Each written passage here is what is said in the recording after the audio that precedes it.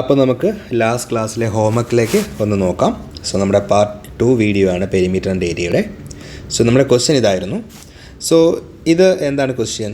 Length തന്നിട്ടുണ്ടല്ലേ, ഒരു റെക്റ്റാങ്കിളിൻ്റെ length തന്നിട്ടുണ്ട്. That is 4.2 centimetre. And അതിൻ്റെ ബ്രെഡ്ത്ത് തന്നിട്ടുണ്ട്, എത്രയാണ്? 2.8 സെൻറ്റിമീറ്റർ. അപ്പോൾ ഇതിൻ്റെ പെരിമീറ്റർ കണ്ടുപിടിക്കാനായിരുന്നു നമ്മുടെ ക്വസ്റ്റ്യൻ അല്ലേ. അപ്പോൾ നമുക്കറിയാം പെരിമീറ്ററിൻ്റെ ഇക്വേഷൻ എന്താണ്? Perimeter is equal to 2 multiply L plus B അല്ലേ. ദറ്റ് ഈസ് 2 മൾട്ടിപ്ലൈ നമ്മുടെ ലെങ്ത് എത്രയാണ് മക്കളെ? 4.2 പ്ലസ് ബ്രെഡ്ത്ത് എത്രയാണ്? 2.8. അപ്പോൾ ഈ 4.2 പ്ലസ് 2.8 എങ്ങനെ നമുക്ക് ആഡ് ചെയ്ത് നോക്കാം. സോ ഇത് ആഡ് ചെയ്യുമ്പോൾ ശ്രദ്ധിക്കേണ്ട കാര്യം നമ്മളെന്താണ്, ഈ ഡെസിമൽ ഈ ഓരോ റോയിൽ തന്നെ എഴുതണം അല്ലേ. 8 പ്ലസ് 2 എത്രയാണ്? 10. അപ്പോൾ നമ്മളിവിടെ 0 ഇവിടെ എഴുതും, 1 ഇവിടെ ക്യാരി ചെയ്യും. സോ ഈ ഡെസിമൽ ഇവിടെ എഴുതാൻ മറക്കണ്ട.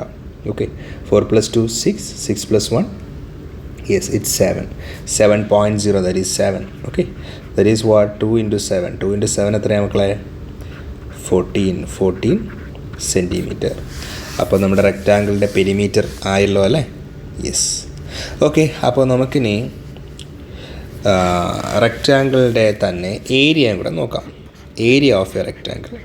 എന്താണ് പെരിമീറ്ററും ഏരിയയും തമ്മിലുള്ള ഒരു വ്യത്യാസം എന്ന് പറഞ്ഞു കഴിഞ്ഞാൽ എന്താണ്? അപ്പോൾ നമുക്കറിയാം പെരിമീറ്റർ എന്ന് പറഞ്ഞു കഴിഞ്ഞാൽ എക്സാമ്പിൾ ഞാൻ പറയുകയാണെങ്കിൽ ഒരു റെക്റ്റാങ്കിൾ എടുത്തു.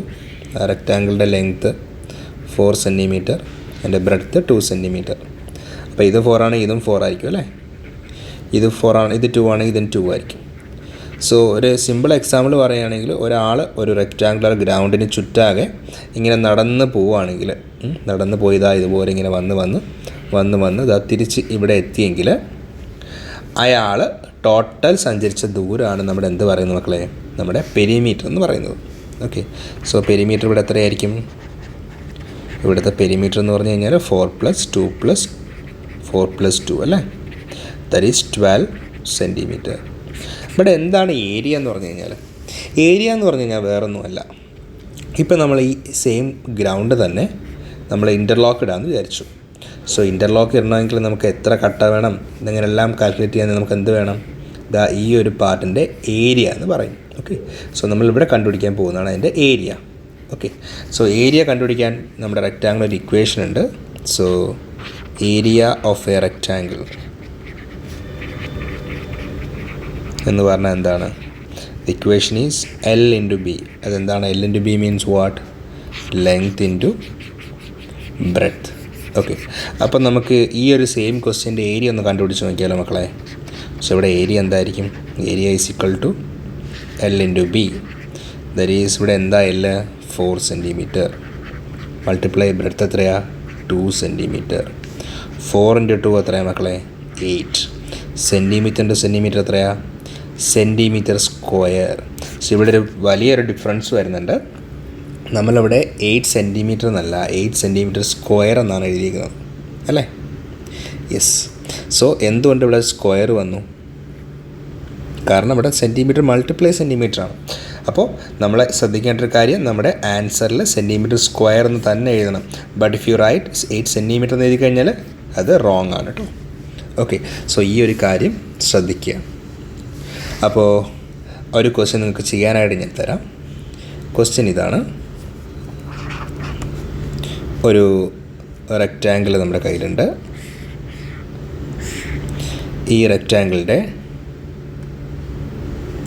Length 5.2 metre and its breadth is 2 metre. So ഇതിൻ്റെ ഏരിയ ആണ് എനിക്ക് കണ്ടുപിടിക്കേണ്ടത്.